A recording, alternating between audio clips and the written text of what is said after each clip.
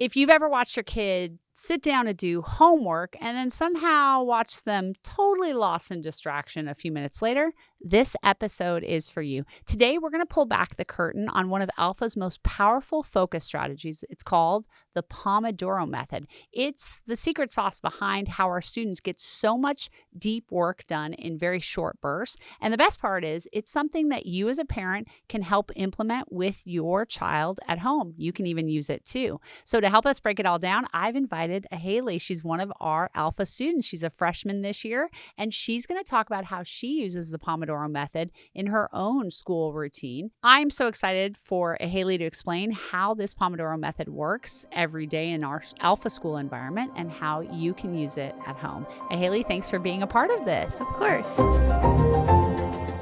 Welcome to the Future of Education podcast, hosted by MacKenzie Price. MacKenzie is the founder of a revolutionary new school model that's disrupting education through AI. Join us as we discuss the latest in education innovation. The Pomodoro method is something that we have used in our schools ever since the very first year when we started them. I remember when my daughters were in third and first grade, they were using the cooking timer to set the Pomodoro clock, and it's been a very helpful tool within the Alpha schools. For those who don't know what the Pomodoro method is, will you explain it? Okay, so the Pomodoro method is how we manage our times in the mornings and afternoons at Alpha. It's a 25-minute focus block with a 5-minute break, and that repeats 4 times, and then we have a longer break. And that's basically how we divide our times in the morning to ensure that we're focused and we're being productive. Within each 25-minute block, what are you spending your time doing in the morning? So I probably will start with math and do that for about 2 Pomodoros, which is 2 25-minute blocks. And then I'll move on to something else once I've finished my goal for the day. Okay, wonderful. So this is how you're breaking your academics up in this 25-minute burst. And if you walk into one of our Alpha schools, you'll see a clock on the wall, and it'll have a countdown clock. In our high school in Austin, it has a countdown that shows students, here's how many minutes are left. And then we move into our 5-minute breaks, go into the next subject. And for those that are kind of listening at home, the way it works in the K through 8 space is that students are also doing these Pomodoro method times, and they're doing their math, their reading, language, science, any other subjects that they're working on. That's where our 2-hour learning comes from in that grade. And at the high school level, it's about 3 hours of focus time for academics. And then in the afternoon, how are you using the Pomodoro technique? So the Pomodoro is 40 minutes in the afternoon because we're doing what we're passionate about, and it's our creative time. And when you're doing something creative, the Pomodoro time is longer, and because you're just so into it, and that's how we use it in the afternoons. So one of the things that when we are having students use the Pomodoro technique, that 25 minutes of focus time, what are some of the tips for how you make sure to stay focused in that 25 minutes? So definitely keep the distractions away. Like, keep your phone off to the side, and during breaks, don't even look at your phone, because if you're in like a productive flow, still take the break, even if you're like so focused and you're so locked in, because then your brain won't burn out as quickly. And looking at your phone can ruin that. So still try to do something that keeps your brain going and doesn't just lose all the focus that you just gave. What is the current policy right now? Because I know this kind of changes all the time. What is the current policy that Alpha High has with regard to cell phones? So right now, if you do your work and you hit like your goals for the week, you can keep your phone. But if you don't, you go to something called traditional school, where you lose your phone and you have to sit next to your guide or your teacher, basically. And you lose your phone, you can't go off campus, or you don't get that many breaks, and that's how it works. You can keep your phone, but and if a guy sees you using it too much, then they'll probably take it from you. Okay, got it. So at Alpha, one of the things that we really believe is that as kids show that they can handle responsibility, they get freedom. And in this case, with phones, we kind of say, hey, as long as you're able to handle that responsibly, then you can have this. But if we see that a kid is struggling with that responsibility, then we say, okay, we're going to take it away. So that's where the traditional school comes in. Okay, so definitely keeping distractions away. What are some other tips you have for how to minimize distractions during this Pomodoro time? So if someone is like, oh, can you come meet with me right now? Be like, 30 minutes. Give me until this Pomodoro is over and we can talk for a couple minutes. Or if a thought comes to your mind, I'm like, I need to pick up my phone. I need to do this right now. Write it down and then go back to it during the break. Yeah. Do you make sure to be thoughtful about where you're sitting, who you're sitting next to so that you can minimize distraction? Definitely. Tell me about that. So at the beginning of the year, we'd sit in our house spaces and you would sit, like, mine was upstairs in the loft area. So I'd sit up there and I was quiet at first because no one knew each other. It was just, no one had any friends. They were just like, hey guys. But over time, people started to become closer, and then guys would realize, oh, these people need to be separated because they don't have the awareness that they can't be sitting next to each other. And that's a really big factor too. And I love that Alpha gives us the freedom to sit wherever we want. But that's also because if you find that you focus better sitting next to your friends, you can sit next to your friends. But if you find yourself better alone, then you can sit alone. I'll tell you a story that happened a couple years ago. I was in the kindergarten classroom, and at the end of the school day, the guides will hand out to all the kindergartners during closing basically a little sheet that has stickers that show how many of their goals that they had hit for the day. And as the guide passes those out to the kids are able to stand up and they practice public speaking by they'll say, here's what I did. And this little boy stood up and he said, today I only got 1 of my 3 math goals and 2 of my 4 reading goals. And the challenge I had today with not hitting my goals was that I was distracted. And tomorrow I'm not going to sit next to Gus. And I thought it was so great because this was a 5-year-old boy who'd been in school for about 6 weeks. And he had the ability at age 5 from the experience and training that he'd gotten at Alpha to be able to, 1, be aware of goals. Right? These were the goals, to be able to analyze like, well, I didn't hit my goals. Here's why, because I was distracted, and what I'm going to do different, which is, you know what, when I sit next to my buddy, we don't get as much work done. And so tomorrow I'm going to do something else. And it was really such a special moment because those are the kind of skills that I think are so important for people to be able to develop so that they understand, hey, I know that when I work with the television on, I don't get as much work done. I know that if I'm listening to music while I'm trying to do something else, this doesn't work, you know, that kind of thing. And so that is something that I think gives students a lot of agency and a lot of ability to kind of understand what are you good at. And the Pomodoro method is such an important tool at Alpha because what it really enables us to do is help students learn how to manage their time, how to maintain focus, how to understand what they can tend to get distracted by, and then minimize those disruptions and distractions in order to get more work done. And I think that's a great skill that I know students take on into other areas. I know it's been helpful for me to learn that. Tell us, Aheli, as a student who's learned the Pomodoro technique, how has it changed the way you approach doing your schoolwork?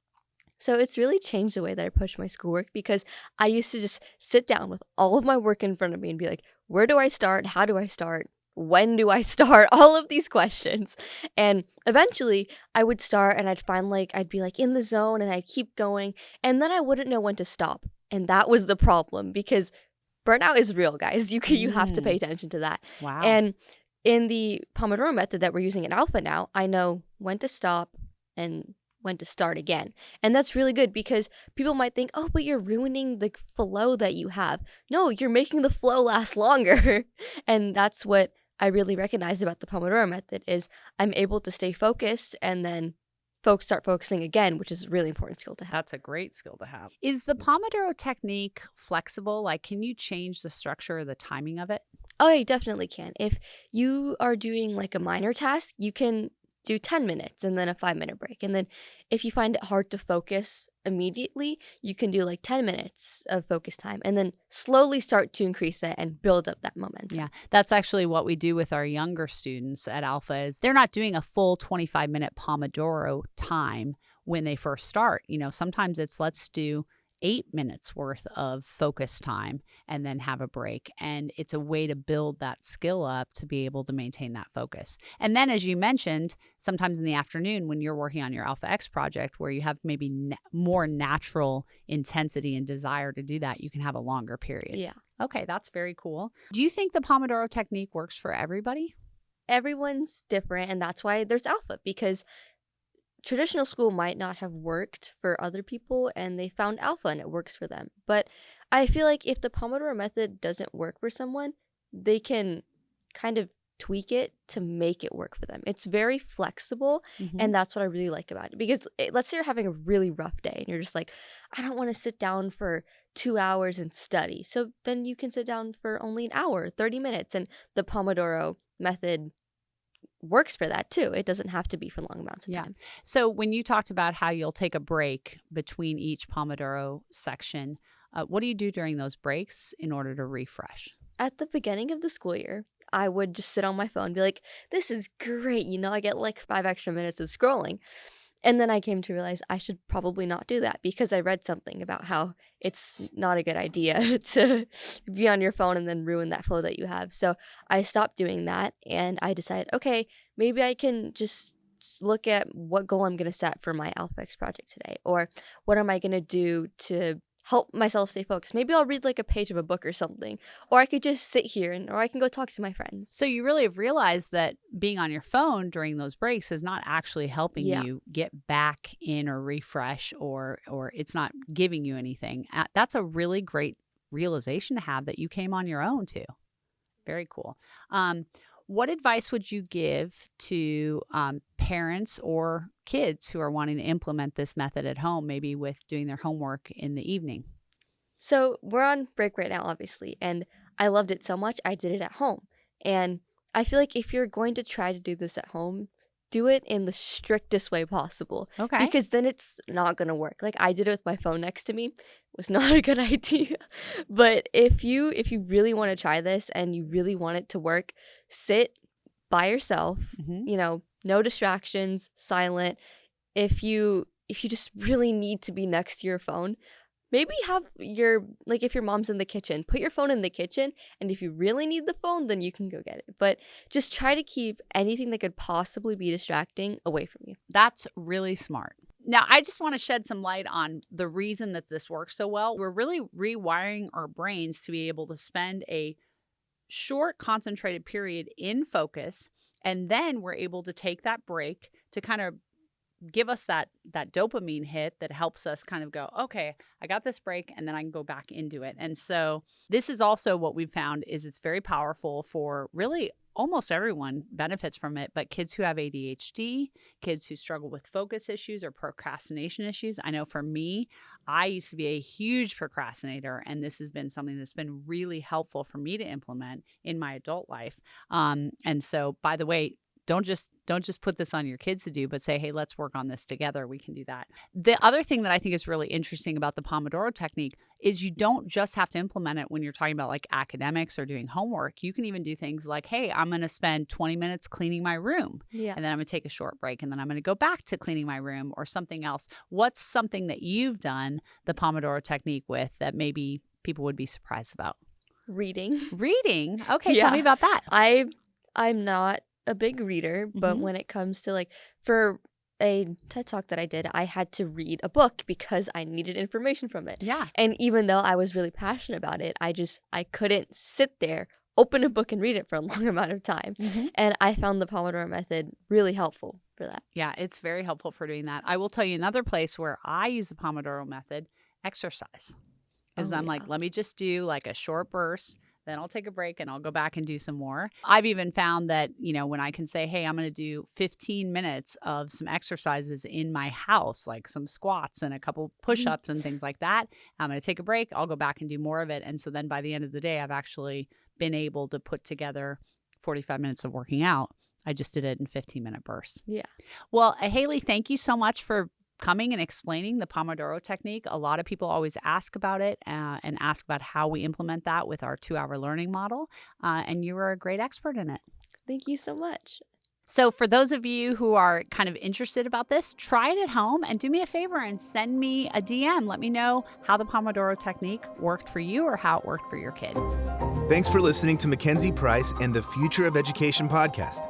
If you haven't hit that subscribe button, now is the time to do it, so you can stay up to date on all our episodes. You can connect with MacKenzie on social media and be part of our daily conversation over on Instagram at futureof_education. For more info about the show and our guests, you can always visit futureofeducationpod.com. Lastly, if you're loving what you're learning, please leave a review wherever you listen to podcasts. We'll be back in your feed soon, but until then, remember, kids are limitless, and it's our job to unlock their potential.